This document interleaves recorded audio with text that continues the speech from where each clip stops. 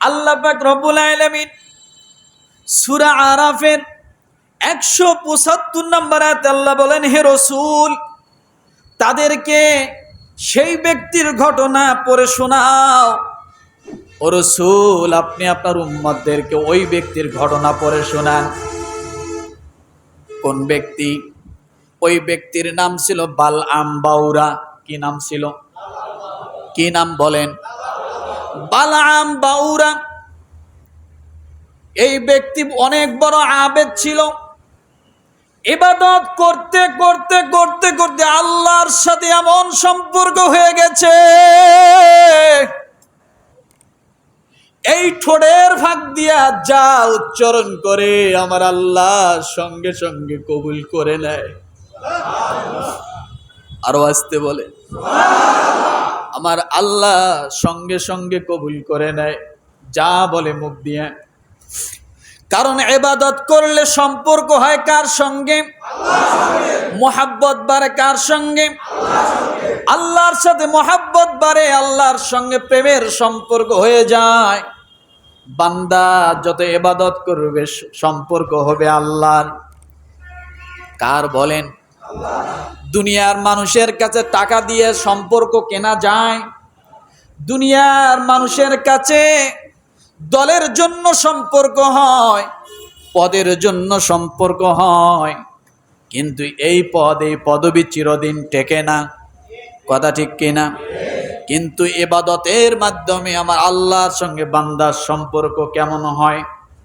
এই বালআম বাউরা এত বড় আবেদ ছিল, এই দুই ঠোঁটের ভাগ দিয়ে যা বাহির করত, যা বলতো আল্লাহর দরবারে তাই কবুল হয়ে যেত। কিন্তু মূসা আলাইহিস সালাতু ওয়াস সালামের জামানার ব্যক্তি হলেন ইনি, বনি ইসরাইলের মানুষ। এই বালআম বাউরা আল্লাহ নবী মূসা আলাইহিস সালাতু ওয়াস সালামের সঙ্গে তার বায়াত ছিল, অর্থাৎ মূসা আলাইহিস সালামের কাছে সে ঈমান গ্রহণ করেছিলেন, মূসা আলাইহিস সালাতু ওয়াস সালামকে নবী হিসাবে মেনেছিলেন, মূসা আলাইহিস সালাতু ওয়াস সালামের অনুসারী ছিলেন।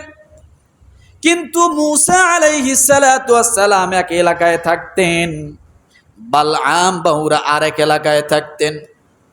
কিন্তু বালআম বাউরা যে এলাকায় থাকতেন ওই এলাকার মানুষগুলো অধিকাংশ মুশরিক ছিল। কি ছিল বলেন? অধিকাংশ মানুষ মুশরিক ছিল। আল্লাহর নবী মূসা আলাইহিস সালাতু ওয়াস সালাম যখন মুশরিকদেরকে দাওয়াত দিচ্ছিলেন আল্লাহর পথে, বারবার আল্লাহর পথে ডাকছিলেন, মুশরিকরা তার দাওয়াত গ্রহণ করে না। গ্রহণ না করার কারণে মূসা আলাইহিস সালাতু ওয়াস সালামকে আল্লাহ হুকুম দিলেন, তুমি তাদের বিরুদ্ধে যুদ্ধ ঘোষণা করো।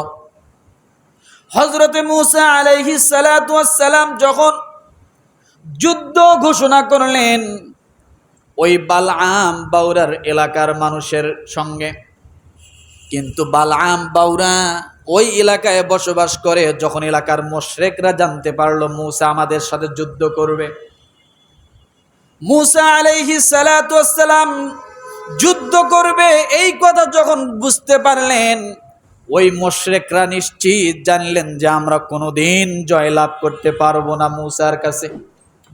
কার কাছে বলেন? মূসার সাথে কোনোদিন আমরা জয়লাভ করতে পারবো না। কারণ মূসার কাছে এমন এক লাঠি আছে যে লাঠি সঙ্গে সঙ্গে সাপ হয়ে যায়। কি হয়ে যায়? এই লাঠি সাধারণ লাঠি না, এই লাঠি জান্নাতের লাঠি। আদম আলাইহিস সালাতু ওয়াস সালাম যখন দুনিয়ার জমিনে জান্নাত থেকে চলে আসে, আমার আল্লাহ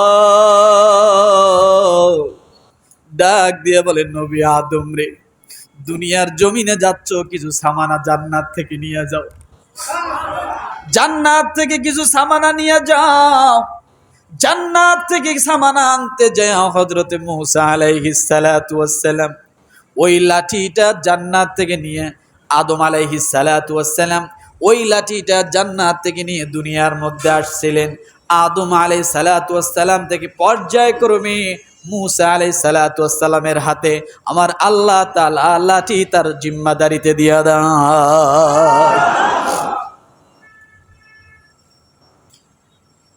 আল্লাহর নবী মুসা আলাইহিস সালাতু ওয়াস সালাম যখন মুশরিকদের বিরুদ্ধে যুদ্ধ ঘোষণা করলেন, এবার সকল মুশরিকরা একত্রিত হয়ে গেল।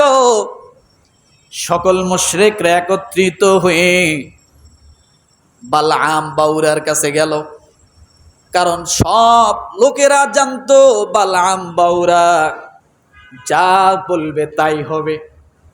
তাহলে বালআম বাউরা যদি একটু আমাদের পক্ষ নিয়ে আল্লাহর দরবারে মুসার বিরুদ্ধে বদদোয়া করে, তাহলে আমাদের আর যুদ্ধ করা লাগবে না, আমরা আর পরাজয় হব না, অটোমেটিক মুসা পরাজয় হয়ে পলায়ন করবে না। আউযুবিল্লাহ।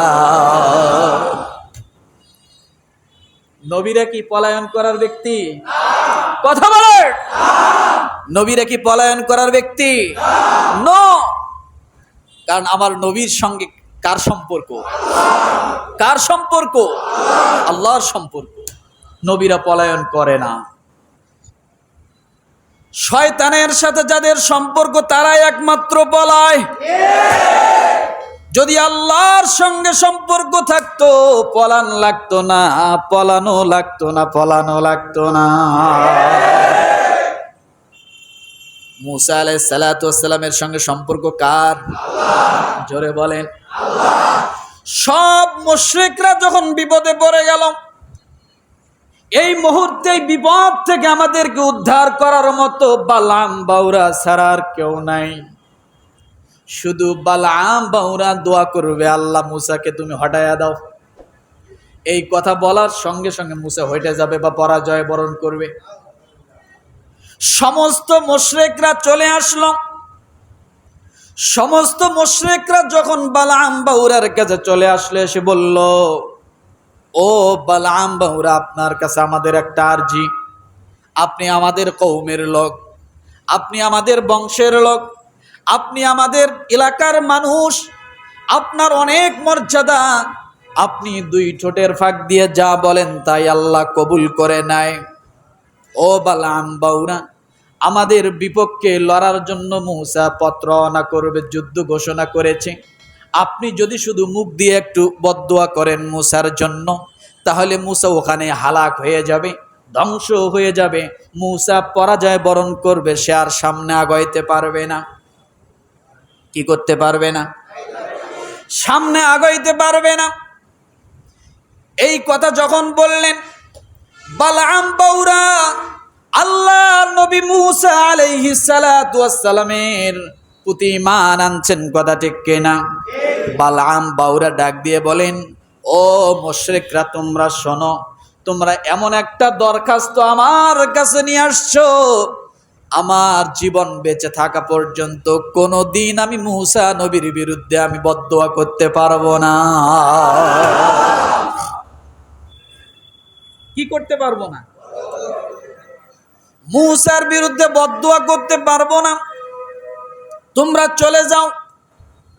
যখন চলে গেল, আবার পরের দিন চলে আসছে, আরো এলাকার লোকজন সমবেত করে সকলেই মিলে বালআম বাউরার কাছে চলে আসছে। সূরা আরাফ আয়াত নাম্বার 175 এবং 76 পড়ুন।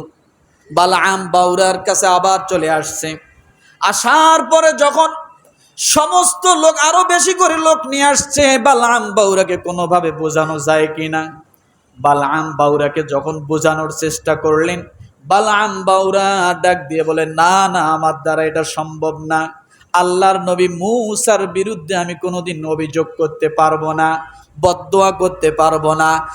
একজন আবেদ একটু খেয়াল করে দেখেন, নবীর বিরুদ্ধে বদদোয়া করবে সাহস পাচ্ছে না। কিন্তু বর্তমান জামানায় এমনও ইমানদার বলে দাবি করে, আলেমদেরকে তো ধরে ধরে কোমরের মধ্যে রশি লাগায়া টানা হেসরা পর্যন্ত করে, কথা ঠিক কিনা? আলেমদেরকে জেলখানায় ভরে, আর পদ্মা সেতু উদ্বোধনের সময় কোন সূরা পড়েছিল, কেমন দোয়া করেছিল? জান্নাতে ঢোকায় দেওয়ার পরিবর্তে জাহান্নামে ঢোকায় দিয়েছিল। কথা ঠিক কিনা?